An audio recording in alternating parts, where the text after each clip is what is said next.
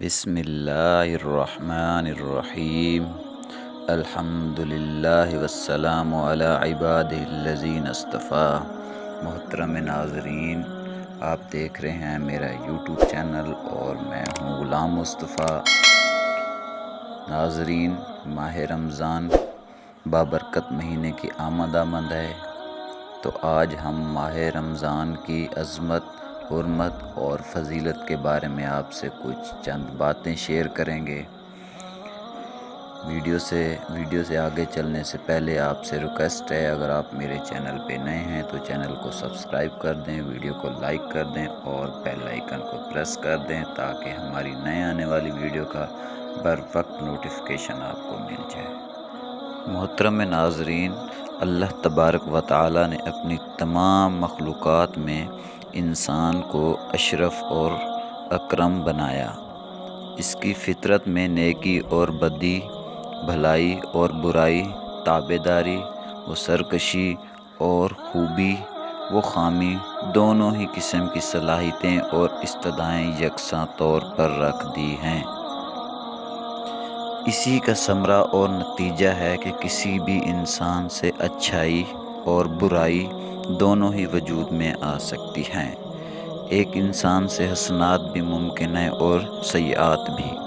اس کے باوجود کوئی سیئات و معصیات سے مجتنب ہو کر اپنی زندگی اور اس کے قیمتی لمحات کو حسنات و طاعت سے اور آراستہ کرتے تو یہ اس کے کامیاب اور خالق و مخلوق کے نزدیک اشرف و اکرم ہونے کی سب سے بڑی نشانی ہے، اور یہی تقویٰ و پرہیزگاری جو روزہ کا مقصد اصلی ہے، جیسا کہ اللہ تعالیٰ نے فرمایا، یا ایھا الذین آمنوا کتب علیکم الصیام کما کتب علی الذین من قبلکم لعلکم تتقون ایاما معدودات۔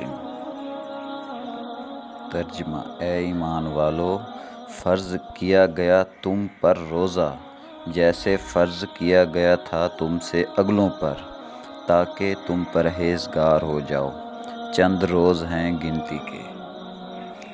تقویٰ کا معنی ہے نفس کو برائیوں سے روکنا، اور اس کا سب سے بڑا ذریعہ روزہ ہے۔ جیسا کہ ایک صحابی رضی اللہ تعالیٰ عنہ نے حضور اکرم صلی اللہ علیہ وسلم سے عرض کیا، اے اللہ کے رسول، مجھے کسی ایسے عمل کا حکم دیجیے جس سے حق تعالیٰ مجھے نفع دے۔ آپ صلی اللہ علیہ وسلم نے ارشاد فرمایا، روزہ رکھا کرو، اس کے مثل کوئی عمل نہیں۔ اب رمضان المبارک کی آمد ہے، گویا یہ مہینہ نیکیوں اور اطاعت کے لیے موسم بہار کی طرح ہے۔ اس کا سب سے بڑا ذریعہ رمضان المبارک، جیسا کہ ایک صحابی رضی اللہ تعالیٰ عنہ نے حضور اکرم صلی اللہ علیہ وسلم سے عرض کیا، فضیلتوں اور برکتوں والا مہینہ ہے، مجھے کسی ایسے عمل کا حکم دیجیے جس سے حق تعالیٰ مجھے نفع دے۔ آپ صلی اللہ علیہ وسلم نے ارشاد فرمایا، الفت اور روزہ رکھا کرو، اس کے مثل کوئی عمل نہیں۔ اب رمضان المبارک کی آمد اس مہینے میں ہر نیک عمل کا اجر، گویا یہ مہینہ نیکیوں اور اطاعت کے لیے موسم بہار کی طرح ہے۔ جب ایمان اسی لیے رمضان المبارک کے شرط سال بھر کے اسلامی روزہ رکھا جاتا ہے تو اس سے زیادہ عظمتوں، پچھلی زندگی برکتوں والا مہینہ ہے۔ زندگی کے تمام صغیرہ گناہ میں اللہ تعالیٰ اہل ایمان کو اپنی رضا فرض کے برابر اور فرض اپنی ضمانت کے برابر ہو جاتا ہے، اپنے انوارات سے نوازتے ہیں، جسے شب قدر کہا جاتا ہے۔ وہ ہزار مہینوں سے افضل قرار دی گئی ہے۔ یہ ہمدردی اور خیرخواہی کا مہینہ ہے۔ اس میں مومن کا رزق بڑھا دیا جاتا ہے۔ اس میں روزہ افطار کرانے والے کی مغفرت، گناہوں کی بخشش اور جہنم سے آزادی کے پروانے کے علاوہ روزہ دار کے برابر ثواب دیا جاتا ہے، چاہے وہ افطار ایک کھجور یا ایک گھونٹ پانی سے ہی کیوں نہ کرائے۔ ہاں، اگر روزہ دار کو پیٹ بھر کر کھلایا جائے تو اللہ تعالیٰ اسے حوض کوثر سے ایسا پانی پلائیں گے جب کہ بعد میں وہ جنت میں داخل ہونے تک نہیں پیاسا ہوگا۔ اس ماہ کا پہلا عشرہ رحمت، دوسرا مغفرت اور تیسرا جہنم سے آزادی کا ہے۔ اللہ تعالیٰ کا ارشاد ہے، روزہ صرف میرے لیے ہے اور اس کا اجر میں خود دوں گا۔ روزے دار کو دو خوشیاں ملتی ہیں، ایک افطار کے وقت کہ اس کا روزہ مکمل ہوا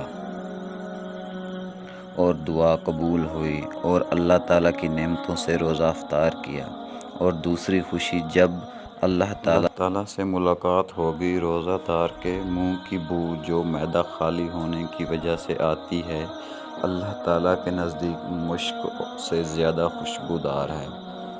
روزہ اور قرآن کریم دونوں بندے کی شفاعت کریں گے اور بندے کے حق میں دونوں کی شفاعت قبول ہوگی۔ محترم ناظرین، اب چند وہ باتیں عرض کی جاتی ہیں جن کا حضور اکرم صلی اللہ علیہ وسلم خود بھی اہتمام کیا کرتے تھے اور امت کو بھی اس کی تعلیم اور تلقین فرماتے تھے۔ نمبر 1، حضور اکرم صلی اللہ علیہ وسلم شعبان کی تاریخوں کی جس قدر نگہداشت فرماتے تھے اتنا دوسرے مہینوں کی نہیں فرماتے تھے۔ نمبر 2، حضور اکرم صلی اللہ علیہ وسلم نے ارشاد فرمایا، رمضان کی خاطر شعبان کے چاند کا اہتمام کیا کرو۔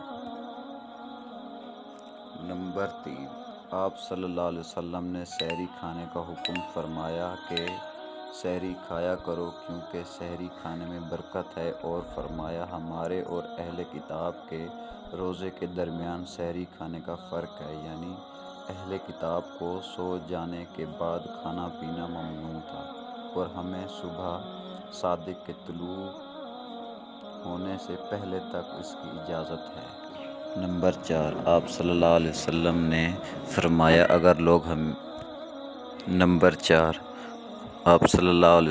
فرمایا لوگ ہمیشہ خیر پر رہیں گے جب تک کہ غروب آفتاب کے بعد افطار میں جلدی کرتے رہیں گے۔ اسی طرح اللہم انی لک صمت و بک آمنت و علیک توکلت و علی رزقک افطرت۔ اے اللہ بے شک میں نے تیرے لیے روزہ رکھا اور تجھ پر ہی ایمان لایا اور تجھ پر ہی توکل کیا اور تیرے ہی دیے ہوئے رزق میں سے افطار کیا۔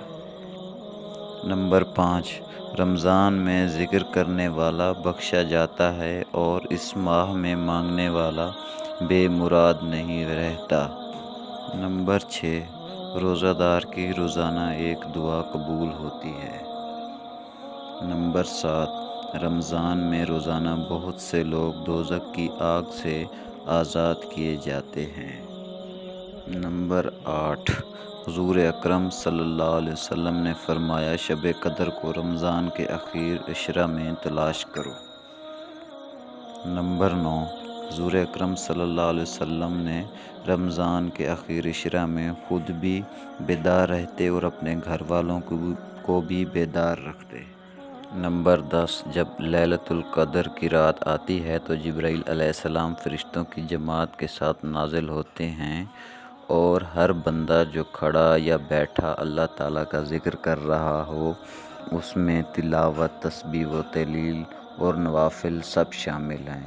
الغرض کسی طریقے سے ذکر و عبادت میں مشغول ہو اس کے لیے دعائے رحمت کرتے ہیں۔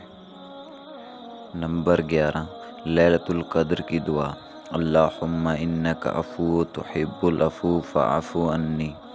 ترجمہ، اے اللہ آپ بہت معاف کرنے والے ہیں، معافی کو پسند فرماتے ہیں، مجھے بھی معاف فرما دیجیے۔ نمبر 12، اگر کسی نے بغیر عذر اور بیماری کے رمضان کا ایک روزہ چھوڑا یا خواہ وہ ساری زندگی روزہ رکھتا رہے وہ اس کی تلافی نہیں کر سکتا۔ نمبر 13، رمضان میں 4 کام کثرت سے کیے جائیں۔ 2 کام جن سے اللہ پاک راضی ہوتے ہیں، ایک لا الہ الا اللہ کی کثرت، دوسرا استغفار زیادہ سے زیادہ پڑھا جائے، اور 2 کام جو ہر انسان کی ضرورت ہیں، ایک اللہ تعالیٰ سے جنت کا سوال کیا جائے اور دوسرا جہنم سے پناہ مانگی جائے۔ نمبر 14 رمضان میں قرآن کریم کا دور اور جود و سخاوت کی جائے، اس کے لیے کہ آپ صلی اللہ علیہ وسلم جود و سخاوت میں تمام انسانوں سے بڑھ کر تھے، اور رمضان میں آپ کی سخاوت بہت بڑھ جاتی تھی۔ حضرت جبرائیل علیہ السلام رمضان کی ہر رات میں آ کر آپ صلی اللہ علیہ وسلم سے قرآن کریم کا دور کیا کرتے تھے۔ نمبر 15 اعتکاف کے بارے میں آپ صلی اللہ علیہ وسلم نے فرمایا، جس نے رمضان میں آخری 10 دن کا اعتکاف کیا اس کو دو حج اور 2 عمرے کا ثواب ہوگا۔ دوسری حدیث میں ہے کہ جس نے اللہ تعالیٰ کی رضا جوئی کی خاطر ایک دن کا بھی اعتکاف کیا، اللہ تعالیٰ اس کے اور دوزخ کے درمیان ایسی 3 خندقیں بنا دیں گے کہ ہر خندق کا فاصلہ مشرق و مغرب سے زیادہ ہوگا۔ نمبر 16 روزے کی حالت میں بیہودہ باتوں مثلاً غیبت، بہتان، گالی گلوچ، لعن طعن، غلط بیانی، تمام گناہوں سے پرہیز کرے، ورنہ سوائے بھوکا پیاسا رہنے کے کچھ حاصل نہ ہوگا۔ اگر کوئی دوسرا آ کر ناشائستہ بات کرے تو یہ کہہ دے کہ میں روزہ سے ہوں، کیونکہ روزہ ڈھال ہے جب تک کوئی اس کو پھاڑے نہیں، اور یہ ڈھال جھوٹ اور غیبت سے پھٹ جاتی ہے۔ بہرحال اس کی عظمتوں، برکتوں اور خصوصیت کا تقاضا یہ ہے کہ اس کی حرمت کا پورا لحاظ رکھے کہ رمضان اللہ تعالیٰ کا شاہی مہمان ہے جو ہمارے پاس بوجھ بن کر نہیں، رحمت کی موج بن کر آتا ہے، اس لیے اس کی منافی کوئی کام نہ کریں۔ جی تو دوستو، یہ تھی آج کی ہمارے رمضان المبارک کے بارے میں کچھ معلومات۔ اگر ویڈیو اچھی لگے تو ہمارے چینل کو سبسکرائب کریں، ویڈیو کو لائک کریں اور بیل آئیکن کو پریس کریں تاکہ مزید ایسی ویڈیو آپ تک پہنچے۔ تب تک کے لیے اپنا اور اپنے گھر والوں کا رکھیں بہت سارا خیال۔ اللہ حافظ۔